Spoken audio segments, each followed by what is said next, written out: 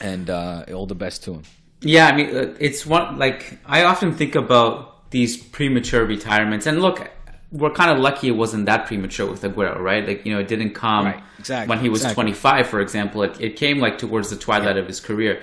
But I often think about, like, it's being a sports fan, you get deprived of a lot of great moments from great athletes who run into these unfortunate conditions, right? Like, you think about Chris Bosh, who would he have won maybe a little bit more, or if he's not going to win more because maybe his team wasn't as good, will he get like on a couple All NBA teams and few All Star things? Does he get traded to a championship contender? Like, how much should he leave on the table? That something like that is pretty sad. And then you get like players who just rob because of injuries. Their bodies are just not as durable as some other players, and we get deprived of a lot of great moments and great talent because of those situations. And I wonder how many more we'll miss out on. How much can sports science evolve to help with these kinds of issues? Yeah. But again, we're lucky with Aguero because to detect it. Yeah, to detect it maybe early on. But we're lucky with Aguero. I mean, we're lucky that it came at, how old is he? He's retiring 33. At the age of 33. I'm sure he had more football to give. Don't get me wrong, but look, he basically, we saw his peak. We saw his greatness. We saw the legendary moments, the ones that are etched in history, timeless. He is one of the greatest strikers to ever play the game. I don't think that's far-fetched to say. You look at in the Premier League, in the game, yeah. Yeah, I mean, you put him up there with your Shearers, your Rooneys, your Van Nistelrooys, your Drogba's. Higher. I'd put him higher. Right. Yeah.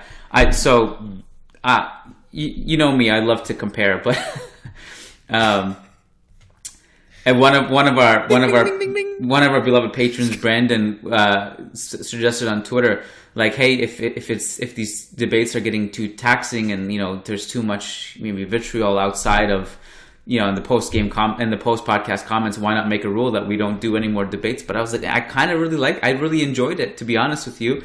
Of course. So I don't want to put it on the back burner. So anyways, today's is not going to be anything intense like that. But just looking at the numbers, he is the greatest scorer as a foreigner in Premier League history. He surpassed Henry, obviously. Wow, look at that. At that point, he scored the most hat-tricks in Premier League history. And Jesus. I wonder, if he's top goal scorer of all time. Yeah, and I was looking at more numbers today. For 6 different seasons in the Premier League, he led the league in goals and assists per 90 minutes. 6 separate seasons he did that. I mean, he led the league in scoring in so many seasons. He's just been a focal point of that team. And I wonder if he would have actually just gotten the record of all-time Premier League scorer if he had played there since the beginning, right? Because he was at Atletico and he scored some 100 goals for Atletico in 200 some games, and then he got even better at Manchester City. And then Pep came, and I feel like he went to an even other level because Pep even just knew how to maximize his output even more. And I think I think it wouldn't be far fetched to say he might have been the greatest goal scorer in Premier League history if he had played there from the beginning. But what I liked about him the most is that he's just so versatile and able to fit so many different systems. I mean, it's almost like you can't even classify him as a specific type of striker because he could do so many things. And I was watching highlights today. I don't know if you remember this. Maybe you do. But Atletico's 4-3 win over Barca in the 2008-2009 season, where Aguero scored at the very end, or close to the end, the game winner, the 4th goal. And you're looking at the Atletico team, which also had Diego Forlan and Diego Costa, and obviously Diego Costa hadn't yet been his Diego Costa at that point. He was younger, but his just ability to play off of Diego Forlan, who was another great striker, right? He's floating around and he's linking up with the rest of the midfield. He's dropping deep. It's almost like a Messi light where he just drops and does so many other things. He's a playmaker. Off the ball, he moves so beautifully. He knows where to be to get just goals and buckets of goals. He has the natural instinct. And then he's going to Manchester City. He's doing the same thing. He's playing off of Dzeko. And then there's games where Dzeko's out of the game and he has to play the lone striker, and he plays the traditional number 9 lone striker to a T, and he leads the Premier League in scoring. So I just really admired his versatility and his ability to do more, but still score a bunch of goals. I think it's just super impressive what he's done in his career. It's really remarkable, and I think, and I don't know how you feel. Like, let's say in a hypothetical world, which sounds terrible, but if let's say Messi and Ronaldo didn't exist, or like they weren't part of this generation, I think the superstars would be talking about more would be like the Agueros, the Lewandowskis, the Luis Suarez's, the Karim Benzemas, the whoever's. Like, it's like we'd be talking about those people just as like the superstars. But Messi and Ronaldo obviously just took it to a different level. But like those guys that I just mentioned, they're right there. They're just a notch below, but they need to be recognized. You know what I mean? Totally, and there are so many of those kind of players. Samuel Eto'o. I mentioned Ruud van Nistelrooy earlier, but or Didier Drogba. Which I think those Shearer as well. Those are strikers that were top quality strikers. And you mentioned he scored more than Thierry Henry. That one blew my mind away. Yeah. And it does. It puts players in their place, and it's good, of course, from time to time to also reflect on that and admire and enjoy and I guess celebrate their achievements as well. And you talk about his versatility. I would talk about his hustle as well, his sacrifice. He was a player. You mentioned that game, the 4-3 game. I remember him as an Atleti player when he came actually at the age of 18. I think it was 2000.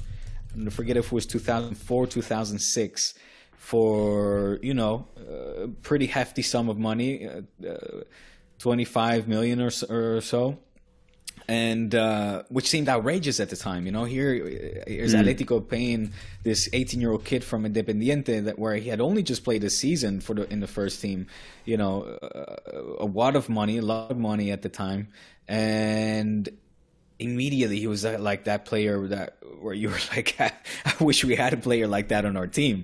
He was it was a player that you immediately instantly gravitated to, liked, and he had just a lot of hustle and intensity in this game, and also just a lot of personality and swagger. It was different from Messi because even though they were similar age, similar height, there was a similar intensity as well, but the production was different. And them two as a 1-2 punch, which it's really is a shame that they didn't work out the way we many of us would have hoped. I think with the Argentinian national side, where they won a silver medal or gold medal in the Olympics. In any case, did they win the Olympics? I don't know if they did. Maybe they did. I don't know. They did win the Olympics. They did win the gold. Yeah, I think they did.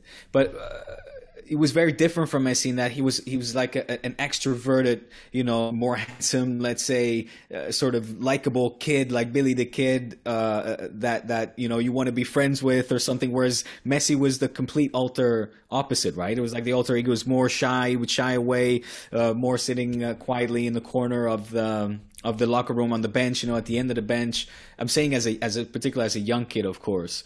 But just two absolute monsters, obviously, on the pitch.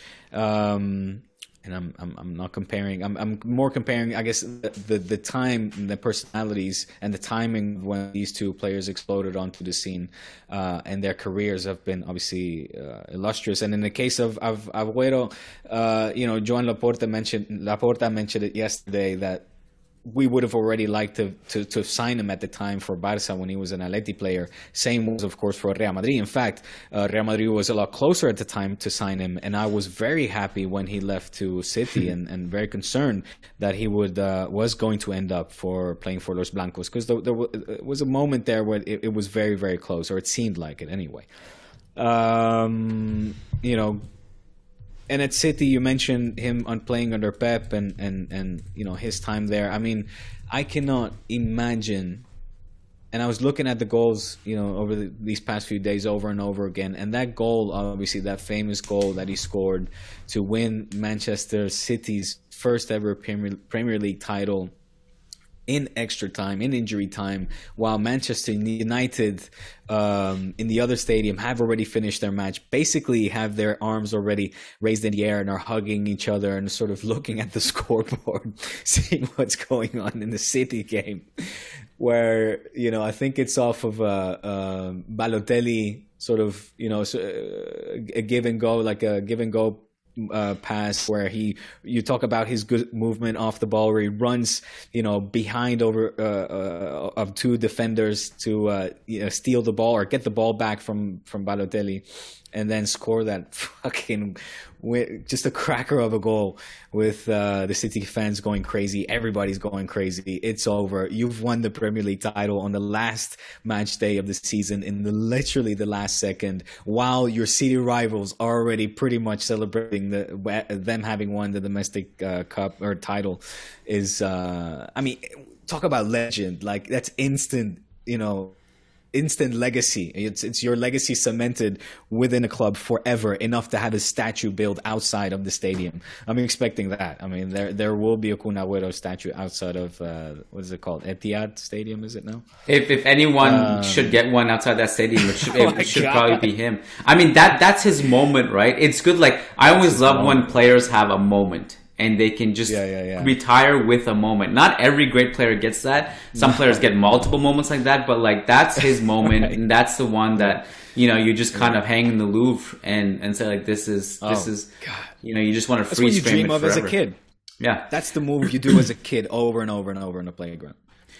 Do you like the Messi Aguero thing at the national level? I wonder, because those two are so good, I almost think, if let's say Aguero signed for Barca, and maybe if you sign him, that means you don't eventually get, because when did Luis Suarez sign? I mean, that was a few years later, but if Liverpool, if you sign Aguero, you probably don't need Luis Suarez at that point. So that's a huge butterfly effect of that happening. But if you had Aguero and Messi in the same team at club level and national level since 2011, it's really hard for me to accept that they wouldn't figure it out. Playing constantly, they're in training with each other every day. They're understanding each other's movements. Well. Like, you like what Aguero and Messi should have had. And I don't know if you saw it to its full extent, but you certainly saw it to an incredible level. Aguero had with De Bruyne at Manchester City. Their connection was cerebral. He knew exactly where to be, and De Bruyne knew exactly where to hit the pass. And they connected, and I just feel like if you had Messi and Aguero in the same team for over the course of years, there's no way they wouldn't have figured out how to dominate. You know what I mean? They